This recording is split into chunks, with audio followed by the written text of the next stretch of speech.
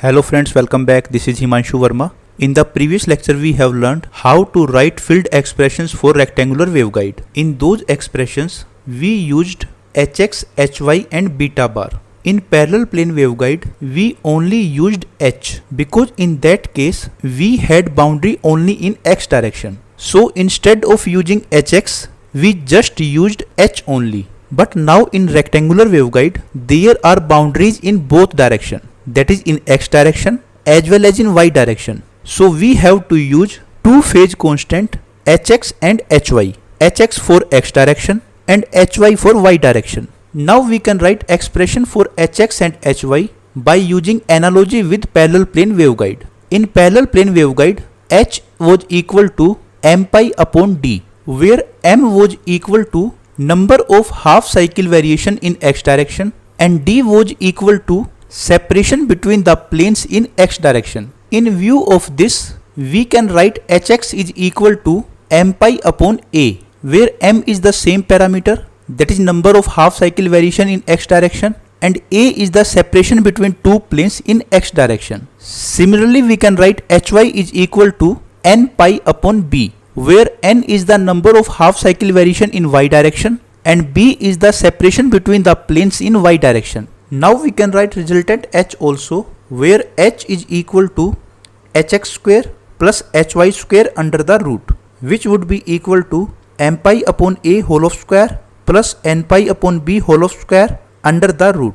This h is the resultant phase constant in a plane perpendicular to z axis. Now in case of parallel plane waveguide, cutoff frequency existed where fc was equal to mc upon 2d. mc upon 2d can also be written as c by 2 into m upon d, where m is the mode and d is the separation. So fc for rectangular waveguide can be written as fc is equal to this c by 2 is as it is because this is constant, and for m upon d we can write m upon a whole of square plus n upon b whole of square under the root, where m is the mode in x direction and a is the separation in x direction and n is the mode in y direction and b is the separation in y direction. So in this way we can write expression for cutoff frequency in rectangular waveguide. Similarly we can write expression for cutoff wavelength also. In case of parallel plane waveguide,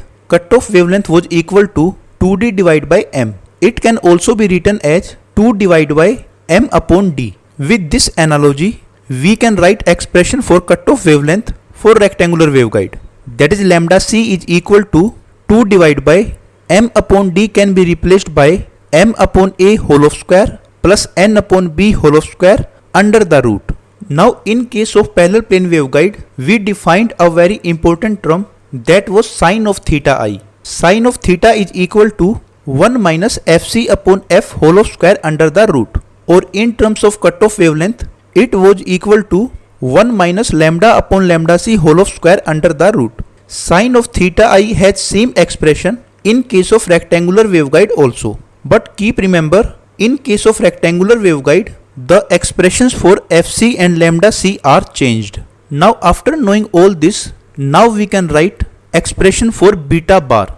Beta bar is the phase constant in z direction. In case of parallel plane waveguide it was equal to beta bar is equal to beta sine of theta I, where sine of theta I expression is this. Actually all other formulas are same for parallel plane waveguide as well as rectangular waveguide. Only main difference was this expression sine of theta I, because now in case of rectangular waveguide the guided wavelength can be defined as lambda g is equal to 2 pi upon beta bar, and beta bar expression we know, that is beta sine of theta I. So it becomes 2 pi upon beta can be replaced by normal lambda upon sine of theta I. So lambda g is equal to lambda upon sine of theta I. It shows guided wavelength is always greater than actual wavelength. Similarly, group frequency, that is Vg is equal to c sine of theta I. Phase velocity Vp is equal to c upon sine of theta I.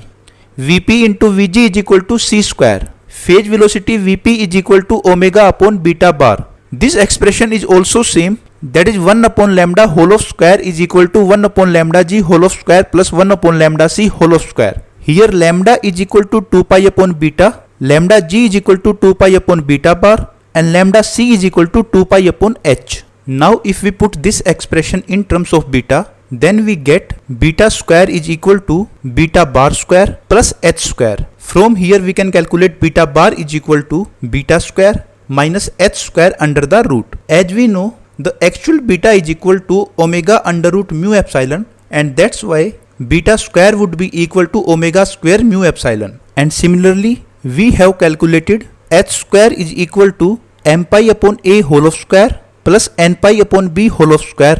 In this way, beta bar can be written as omega square mu epsilon minus m pi upon a whole of square minus n pi upon b whole of square under the root. So this is the expression for phase constant in z direction. In this way, we can calculate any parameter for rectangular waveguide.